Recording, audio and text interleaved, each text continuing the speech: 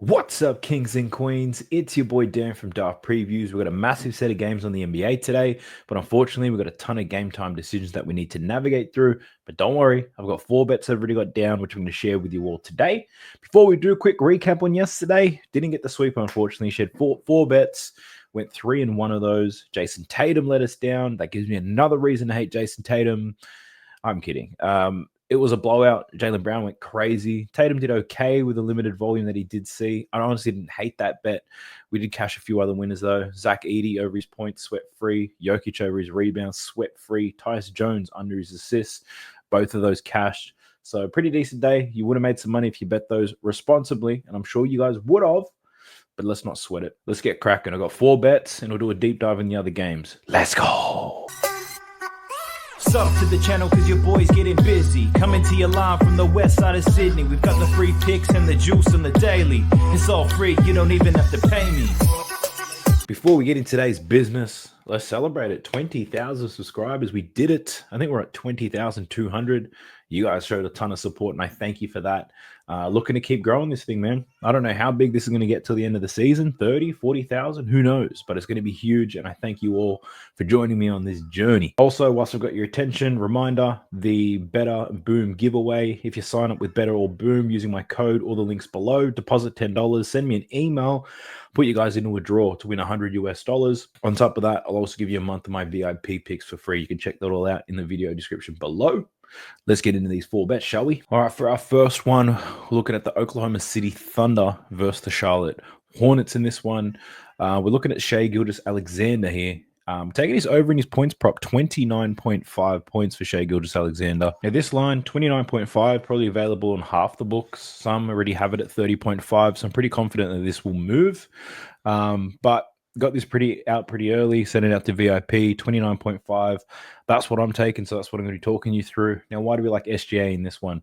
Up against the Charlotte Hornets, firstly, his matchup is okay. But before we talk about the matchup, let's get a nice set of data going on here. When you're looking at SGA, we've got to look at the games without Chet Holmgren. Chet's been out for quite some time. Last 20 games without Chet. He's covered this line in 14 of those games. So looking very nice there. If you think about how SGA likes to score, loves to score around the basket. Gets to the ring. If he can't, then he'll resort to some mid-ranges. And if that's not on, then he'll start pulling from 3. His number one priority is always to get into the paint. Wants to get some layups. Very efficient scorer. Scoring 34% of his points in the restricted area. Now, using Props Madness, which is my go-to tool for all NBA props, which I encourage you guys to check that out. There's a link for Props Madness in the video description below. You get a 7-day free trial, so I encourage you guys to check it out. Use the code DAFT when you sign up. You get 25% off your first month. Now, Shai loves scoring in the restricted area, and we look at how he's played against these teams who don't defend the restricted area very well without Chet. Well, excluding the top 10 teams, leaving 20 teams. So it's a pretty good sample size. Now, he's over this line of 29.5 in 8 out of 11 games, or 9 out of his last 12 games, whichever way you want to dice it. Looking nice. 33.9 points per game when he sees these types of matchups. Another thing that I like about this, games being played on the road today, and as you know, with a lot of superstars on the road, their scoring tends to improve. In these sets of games, when he's on the road, SGA is over this line in every single one of them. 6 out of 6 games, 34.3 points per game as an average. Now, you're probably thinking it's a 12-point spread. What about the blowout? Well, SGA has covered this line in a blowout as well. Even in blowouts, he doesn't see a massive reduction in his minutes, still would play at least 30. So SGA, I do like him at 29.5. Now, I did speak about this line moving to 30.5, and at 30.5, I probably would still take it, but any higher than that, I'd stay away. For these higher lines for point scorers, every single point matters after this point, because you do need a full set of game to really get through that. Yeah, if it moves to 31.5, I wouldn't be touching it. At 30.5, I'd happily play it. I'm lucky enough to get it at 29.5. Shai Gilgeous-Alexander over his points prop today against the Charlotte Hornets. Give me that. Now, for my next bet, we're heading to the Knicks versus the Wizards, and man, I feel like I got to apologize for this. My voice getting croaky as hell. We might be getting sick. Well, we definitely are getting sick, but we're pushing through, lads. We're pushing through. It's not only people in the NBA who are suffering from illnesses. I got it bad. And what are we looking at? Knicks versus the Wizards. The player that I'm looking at is Bilal Coulibaly. Now, Bilal's been an absolute machine. I actually made a bit of money on him today. But for Bilal, I'm looking at his assist prop today. I've spoken about it on this channel quite a few times. A lot of the times it was a lean, whether I should take it, whether I shouldn't. And just take a look at this. He's been cashing out since December 1st up until today. He's covered this line of 3.5 assists in every single game. He's going to go a full month without cashing. Now, does it have something to do with December? I don't think so. So for Bilal Koulibaly, the biggest trigger to the change in his performance is the absence of Kyle Kuzma. So if we look at his games without Kyle Kuzma, Bilal Koulibaly is over this line in 11 out of 15 games, which is crazy. It's actually been 11 consecutive games without Kyle Kuzma in the lineup. Bilal Koulibaly's covered 3.5 assists. Another thing that I like about this, there's potential for Jordan Poole to miss this game. He's a game time decision, so if he's out, Bilal Koulibaly is sure to see even higher usage rates here. More time on the court, more potential passes, more potential assists. So I do like that. The concern here is up against the Knicks. There's a 13-point spread here. So what about the blowout? Well, thankfully, the Wizards get blown out all the time. So a lot of these numbers involve some blowouts anyway. I went through each game, and there were 4 games in this 11-game set here where he covered this line in every single game. There are 4 games where the Washington Wizards lost by 25-plus points, and he still managed to go over. So I'm not saying it's blowout proof, but the blowout has been factored into my decision to make this bet. I do like it. You could call this my favorite bet of the day. That doesn't mean it's more likely to hit. You guys wouldn't know that. It might be a reason for you to avoid it, but I do love this bet.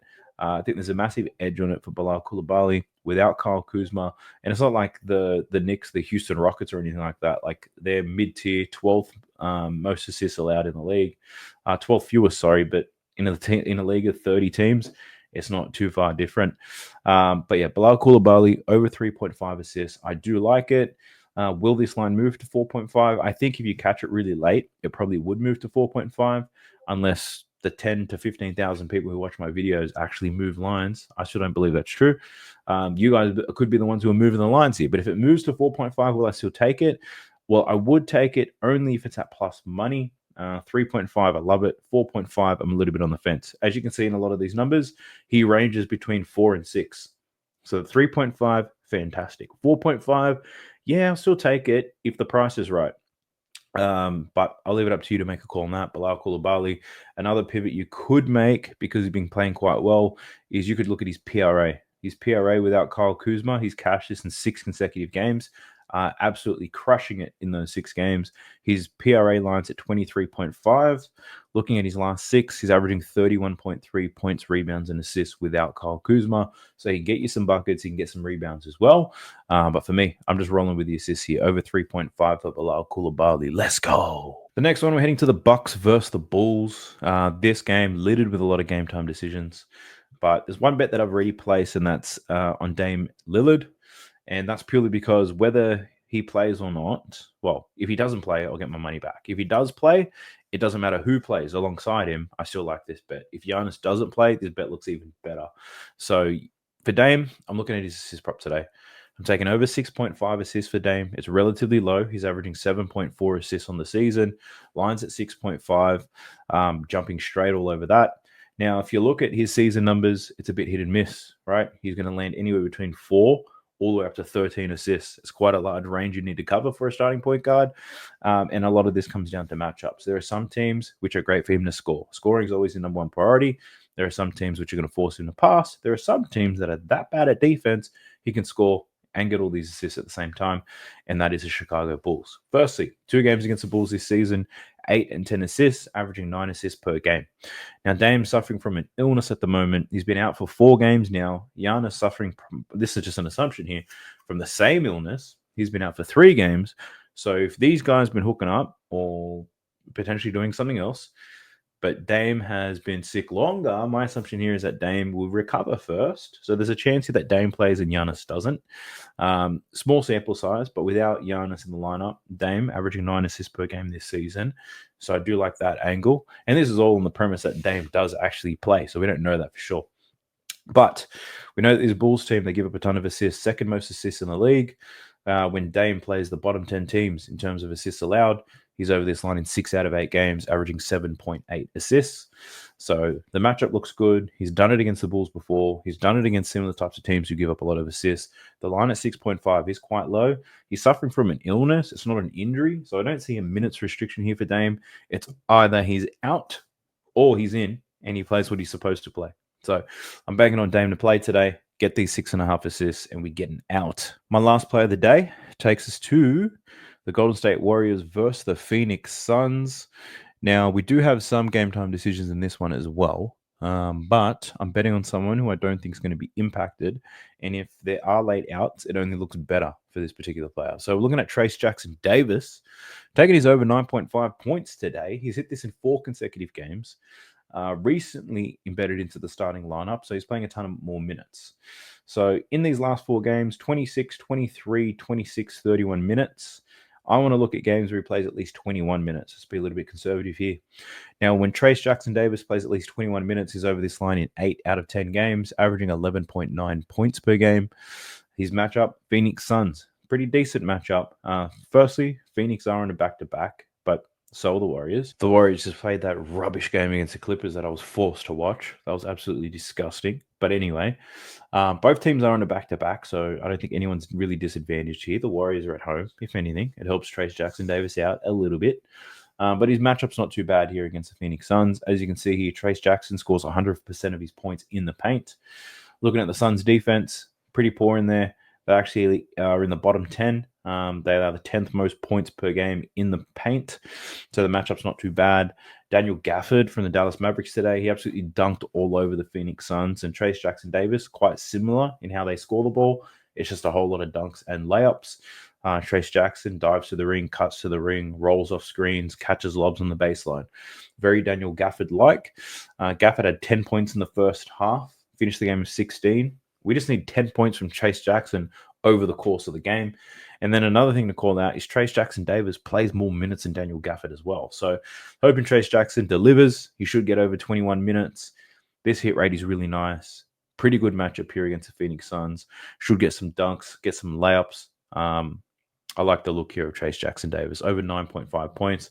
This is a line I don't think will move. And if it does move, then it might be true that I move lines because I don't see many other people who are going to bet on this. But we'll wait and we'll see. There's a lot of game time decisions that we need to wait on.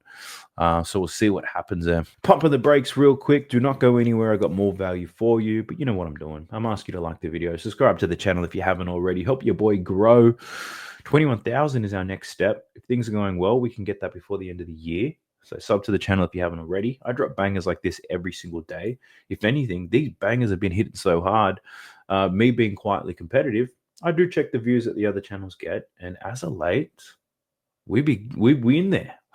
We're not a small fish in a big pond anymore. We're a standard sized fish in a large pond. So let's go. Shout out to standard sized fish right here. But in all seriousness, throw your support my way. It means a lot to me. Drop me a comment down below. You can say absolutely anything. That's going to help the algorithm and push this video out to more people so more people get to see my wonderful shiny head. Help your boy out. Let me know. So the next part of the video, we're just going to go through each game, talk about who's missing, who's not, what my insights are, what am I leaning towards if what happens. Let's just get a little bit wild with it, huh? Let's go. Let's do it. All right. So the very first game, we got the Heat versus the Hawks. So in this game, the main news is Trae Young. He's a game time decision, but he has been a game time decision for a while now. Chances are that he plays. The challenge that I find with this game is that Miami's playing, and I hate betting on Miami. I couldn't tell you what the hell they're going to do. So I guess my thoughts here, we've got to talk about Trae Young, probably talk about Jalen Johnson, very popular picks every single time they play. But let's talk about Trae Young. Point signs at 24.5. At first glance, I was like, that's a little bit high. Has been playing a little bit better as of late. Matchup against Miami is difficult. Miami, 8th fewest points to pick and roll ball handlers, 3rd fewest free throws, 3rd fewest points in transition. Like, this is like almost 70% of Trae Young's points, all difficult matchups for him. So at 24.5, you can't help but lean to the under, right? He's been cashing that under all season. Can't help but lean that way. But let's play around with some filters. So he likes to score in pick and roll. Let's remove the worst 10 teams from that. Get rid of all the soft matchups. He likes to score above the break. Miami does not allow that. Let's get rid of the soft matchups there. And defensive rating, let's get rid of some of the soft matches here because Miami are top 10 defensive rated side.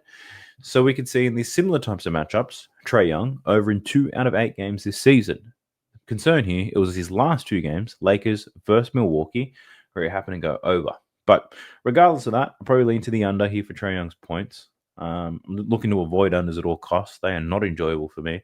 But taking a look at his assists, lines at 12.5. And again, that's another one where I think that's high. Like, he just covered this against Chicago Bulls, and that's the easiest matchup you're going to get in terms of assists.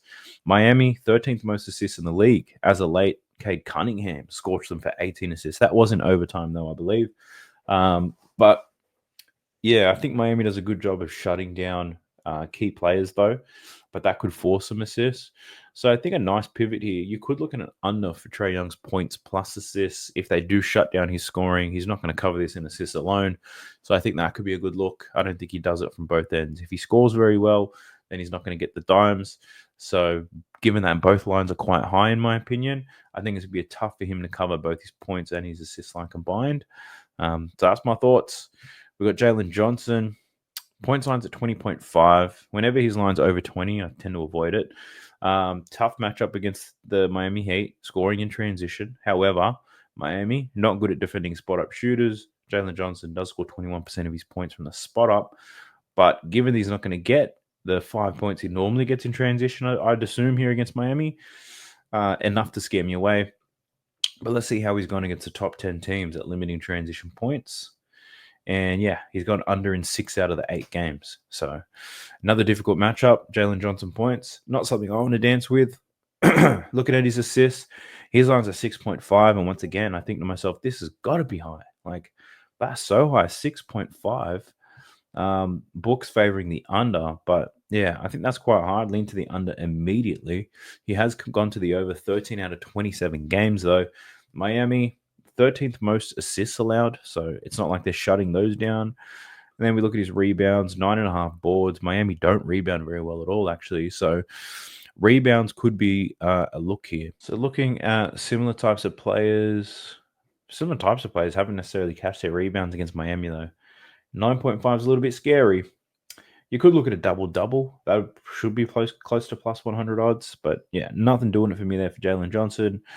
Who else do we have on this Miami side? Man, I wouldn't want to bet on any of these guys, but Tyler Hero. Tyler Hero should have a decent matchup here. Tyler Hero scoring in the pick and roll, above the break threes, in transition. It's all nice, right?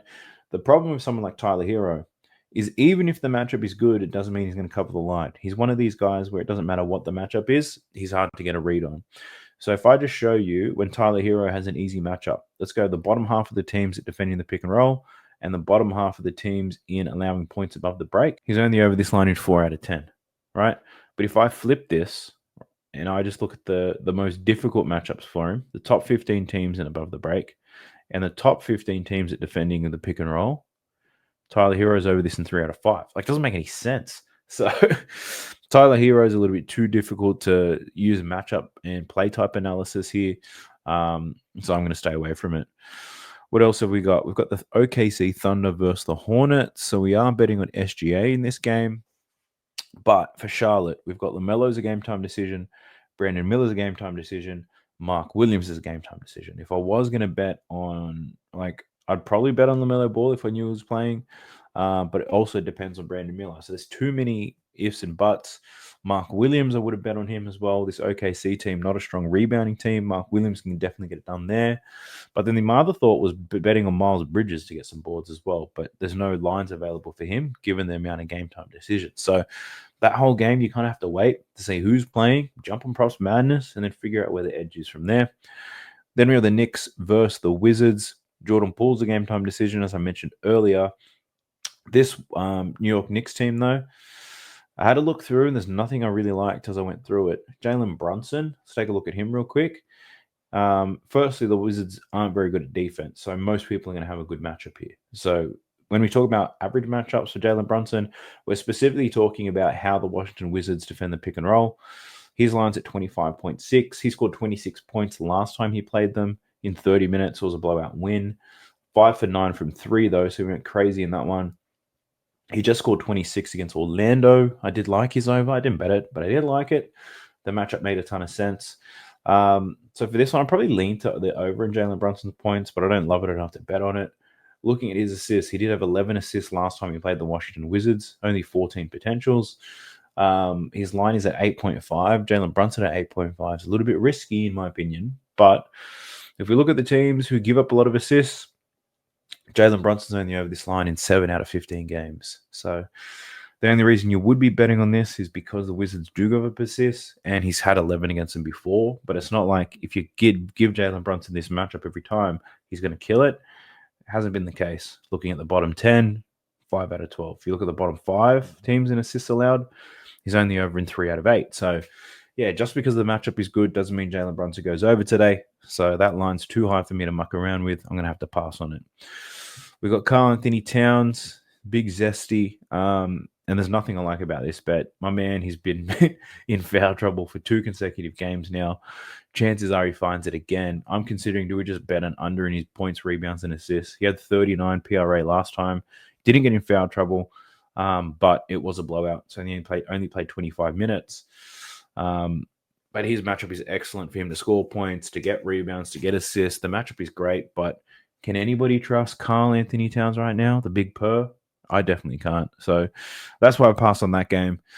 Then we have the Bucks versus the Bulls. We've got Damesy, game time decision, Middleton, Andre Jackson, Giannis is a game time decision as well.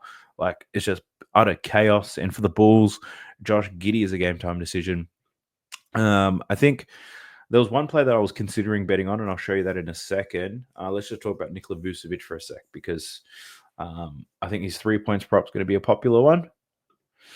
And it's because the hit rate's great. Hit rate bettors are going to go crazy for this one. 18 out of 27 games, he's hit 2 3-pointers made. The odds for it suck, minus 150. He did hit it in both games, all 3 games against Milwaukee, though, 4, 2, and 2. And oftentimes he hits these in the first quarter. So I think what's a better pivot? Oh, the line's moved to 6.5. I wouldn't even bet that first quarter points prop. Oh, that's only on DraftKings. Look at this. 4.5 for plus money on Bet365. Now you got my attention. It's also an ESPN bet, Caesars, and Fliff. But yeah, Nikola Vucevic over his first quarter points prop might be something I could muck around with, especially at those odds. You got my attention. But we're not here to talk about the first quarter points prop, although I'll probably bet that. His 3-pointers made prop, I'm not betting on that, despite how good the matchup may look and the fact that he's done it a few times. That's just not my style. I can't see it happening just because there's a good hit rate. But this first quarter points prop, this was a wagon for me early in the season. There's a lot of teams in the NBA that like to feed their bigs first. The Bulls, very much so. They like to get Vucevic rolling early. Someone like Kobe White doesn't tend to score a lot of points in the first quarter. Zach LaVine's hit and miss, and Giddey doesn't score too much. So that means Nikola Vucevic, he sees a lot of volume. Plays about 9 minutes in the first quarter. Should take 3 to 5 shots. We need to make 3 shots. Actually, it takes more than 5 shots. What am I talking about? Up to 7. It takes up to 7 shots in the first quarter. Against Milwaukee, what's he do? 4 plus a 3-pointer, 4 plus a 3-pointer, and then 5 plus 3 3-pointers. So there's a lot of attempts there. If he's going to make a 3, we only need 2 buckets pretty much. So Nikola Vucevic over the first quarter points. Something I might bet on, actually. Thank God I do this. What do we have in the next game? Phoenix Suns versus Golden State Warriors. Steph Curry's a game-time decision, I believe. Draymond's a game-time decision. So who knows what's going to happen there. But if we do look at these Phoenix Suns, obviously there's no Booker in the lineup. We took Tyus Jones under his assists in that game against Dallas. His line's now at 5.5. And will I take it under 5.5?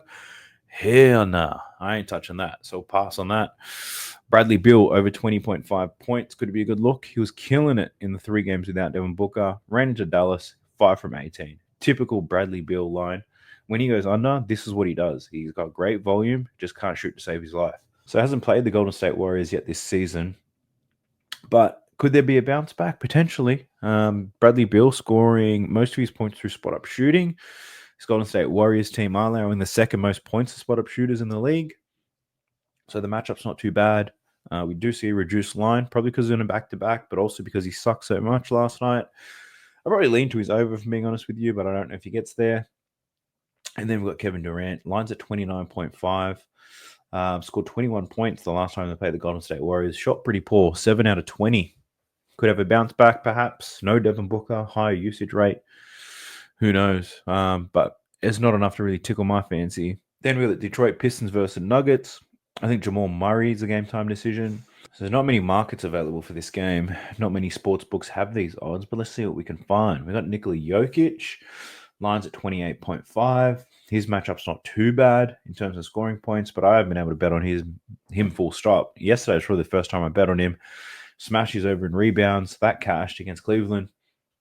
Now he's up against Detroit for the first time this year. Detroit, 6 fewest rebounds allowed this season. And looking over their last 15 games, the Detroit Pistons, 4th fewest rebounds allowed to centers. Now, this does not mean I'm taking the unders, that's for sure. But they have been a little bit susceptible to some assists. The Detroit Pistons, I think like 6th or 7th most assists to centers over the last 15 games. Jokic, his line's at 9.5, plus money to the over. I think for Nikola Jokic, if you're going to look at an over for his assists, let's just be brave and play the triple-double perhaps. But I don't think I can dance with Nikola Jokic in this one. Taking a quick look at the shot zone defense for the Detroit Pistons. So they're pretty good at defending the restricted area, but they pretty much give up points everywhere else. Don't defend the pick and roll very well, especially pick and roll ball handlers, isolation scorers. So it looks like really ball dominant players have done very well against Detroit. So let's check to see if we think about who is ball dominant in how they score. It could be a Jamal Murray, but we don't know for sure if he's playing or not. He could have a decent matchup. He definitely does, but Jamal Murray has been, I don't know, tough for me to bet on, but he's been covering his line pretty well lately. He's been scoring very nicely. So his matchup is nice, 6 points spread in this one. But Jamal Murray, very similar to Nikola Jokic. I never know how to bet on them. It's a little bit unpredictable. We've got Michael Porter Jr., who's been a wagon. A lot of people have been betting on him as a late. Line's at 18.5, though. Matchup, it's not fantastic. Detroit mid-tier in terms of defending the spot up, although they do give up points on the perimeter, that's for sure. Now, rebounds, if you're a hit rate better, last 5 games, Michael Porter Jr. has gone under 6.5 rebounds. I can't explain it. I don't know why. But does he go under again? Perhaps. But, yeah, nothing I'm really loving so far. In this particular game, Cade Cunningham. He's usually been a wagon to bet on. So, for Cade Cunningham, immediately the system in my mind says we've got to bet his assist here. And why is that? Cade Cunningham up against Denver Nuggets. Denver allow the 4th fewest points to pick and roll ball handlers, and Cade Cunningham scores 38% of his points in the pick and roll. So if we look at his games against the top 15 defenses in pick and roll ball handlers, you can see he's gone under this line in 8 out of his last 10 games. So the hit rate to the under on his points is great. But what is also nice is if you look at his assists in these same set of games, he's over in 4 out of his last 10, 4 out of his last 6, to be honest with you guys, since he started this 10 assists thing. Denver, they do allow a lot of assists, the most assists allowed in the league. So he's got a great matchup to pile on some assists here. I think my thought process is to either bet Cade Cunningham in like some sort of game, same game parlay, perhaps, where we take an alternate under for his points, we take an alternate over for his assists. Because I don't want to take his under 24.5. His volume is too high for that. And 10 assists, like we just got lucky with him getting the 10 assists against, who was it? Sacramento. Not too long ago. I don't know if I'll get that lucky again, but there's not many markets that are available for him, so I can't even cook that. So what I'd be thinking is like under 30 points, over 7 assists for Cade Cunningham. Probably get us close to plus money. That's probably how I would play it, but that's what I'm thinking in terms of Cade Cunningham. Under in points, over assists is my leans. Then we've got the 76ers versus the Utah Jazz. Now, what the hell's happening in this game? Of course, Joel Embiid's a game-time decision. Keontae George's a game-time decision. John Collins, a game-time decision. Just a whole lot of game-time decisions. See, Eric Gordon could be back. Andre Drummond's a game-time decision as well. It's an absolute mess. Like, I couldn't tell you where to start. Like, there's nothing on here that I like. Like, even if you try to pick something consistent like Walker Kessler, who will get his minutes, unfortunately, he's up against the foul merchant in Joel Embiid, right? So that puts him at risk straight away. Sexton could be good, but now he's got some other players. Clarkson's back. Clarkson's not. Clarkson's a game-time decision as well. So that game's absolutely fried. I don't want to waste anybody's time by going through it. Then we have Dallas versus the Portland Trailblazers. Kamara's a game-time decision. Derek Lively's a game-time decision. Rob Williams is a game-time decision as well. Luke is obviously still out. So we could maybe take a look at some of these guys. Well, there's only lines for Kyrie and for Clay. So let's take a look at Kyrie. Points prop 26.5. These are his games without Luka Doncic. His matchup honestly isn't too bad. He's covered this line against some pretty bad defensive teams, but he's on a back-to-back. Can he do it? He came out hot in this game too. I don't know if I can get there. His assist line's at 6.5. He keeps going under it without Luka, but this Portland team, 7th most assists allowed. Yeah, it's tough. Tough. What do we have? Rebounds. Ain't nobody better than Kyrie rebounds. So we'll pass on that. Dallas versus Portland. I think DeAndre Ayton has done some work on Dallas before. Let's check them out. His line's at 15.5. He's played 2 games against Dallas, 18 and 16 points. So he has covered this line in both games against Dallas. In terms of his play type, the matchup is difficult. He scores right into the basket, though.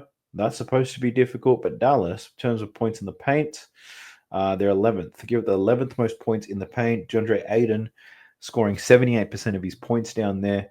When he does play Dallas, he gets a lot of mid-range jumpers too. They're happy to let him shoot.